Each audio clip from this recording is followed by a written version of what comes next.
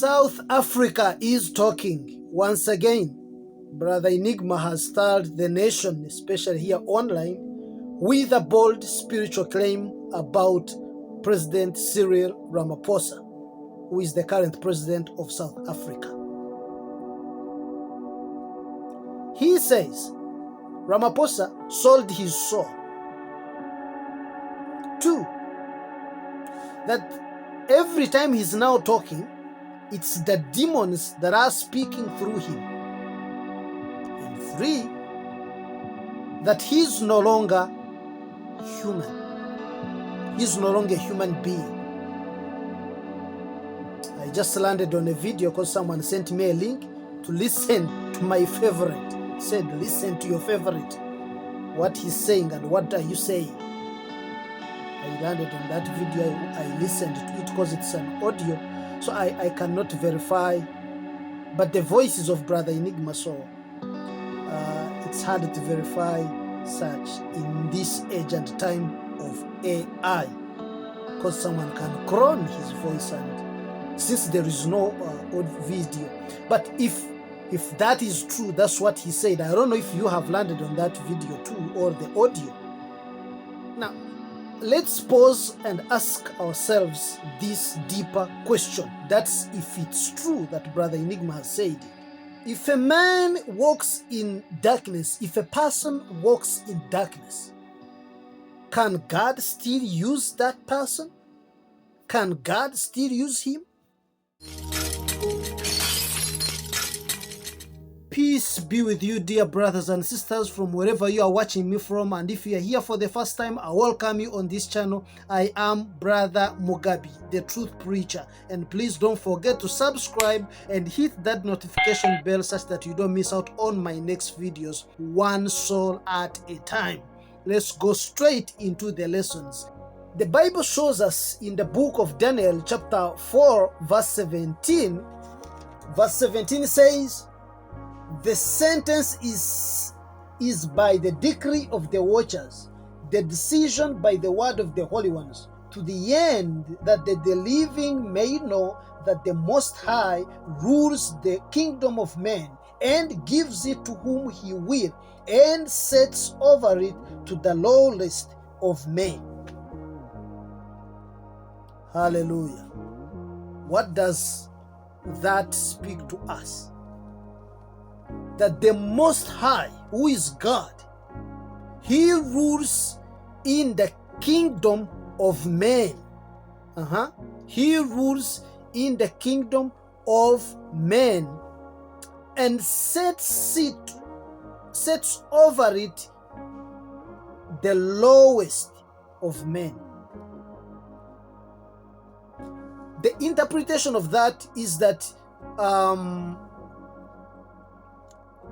no matter who is in power, no matter who is the president, no matter who is in leadership, righteous or not, God is still in control. You see that? God is still in control. We can also read Romans chapter 13, verse 1. Sometimes you people don't have the Bibles, so I have to read for you. Romans chapter 13, verse 1. Let every person be subjective to the governing authorities, for there is no authority except from God, and those that exist have been instituted by God. There is no authority except from God, and those that exist have been instituted by God. So, if President Ramaphosa is still the president of South Africa, or if a president is still a president in that respective country, it's because God still has a plan that involves him. I don't know if that makes sense. I want you to understand something here. There is something we call power. And then there is something we call authority. Those are two things. Now, authority goes beyond just being a president. Authority goes beyond, because authority now goes past the body, it goes in the spirit. I hope you get that. Authority goes in the spirit. That's why you see Satan can give people power, can give them fame, can give them money, but when it comes to authority, that is a different thing. So authority, you can dictate in the physical and in the spiritual. That's another level. Anyways, it's possible for leaders to be spiritually compromised. Do we know that? Especially when it comes to these politicians. Yeah, but the idea that he's no longer human, that's a serious claim. That's a serious claim. And let's test it. Let's test it. I told you we need to discern things. Let's test it. Not with emotion, but with the truth. Like how we are reading the word. With the truth. I have an experience, my personal experience in deliverance.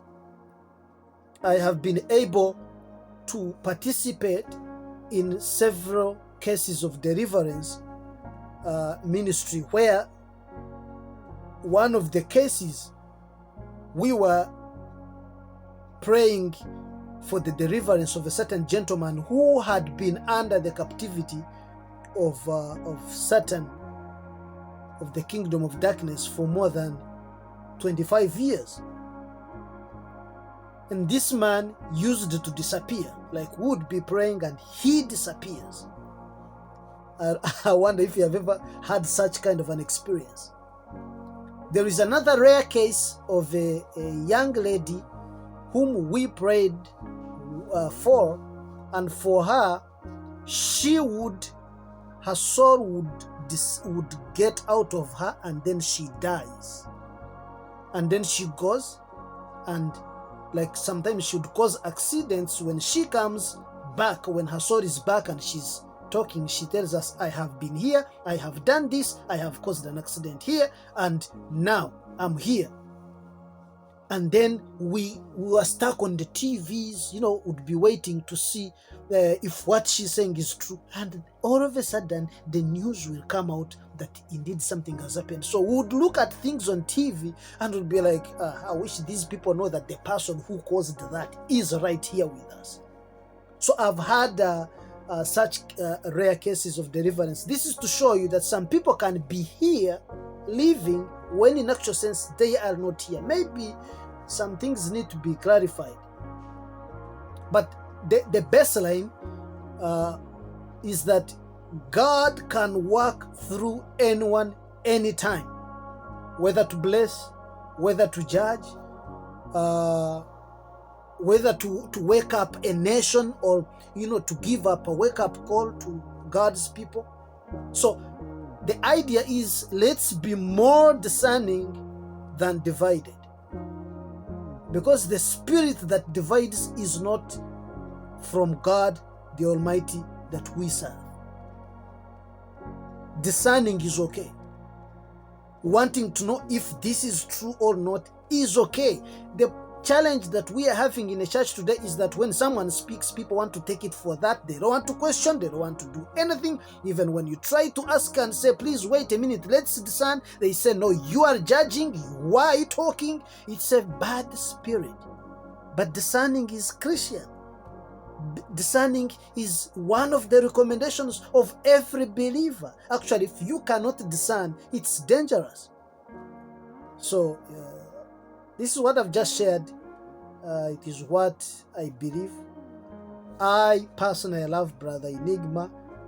I pray for him because that's a divine mandate. God told me that to pray for him. I pray for him, not every day, of course, but sometimes I always pray for that man, and I know it's my responsibility. Yeah, so what I've just shared is what I believe is is the biblical perspective briefly. I don't want to go far. Not to defend any man, but to defend the truth. Not to hype any man, but to hype the truth. Because at the end of the day, like John chapter 8 verse 32 says, it is only the truth that sets us free. You will be freed by nothing but the truth. And who is the truth? Yeshua Messiah. Hallelujah. So thank you for staying if you have watched to this end. And I will catch you again in my next video. Wherever you are, peace be with you. Shalom.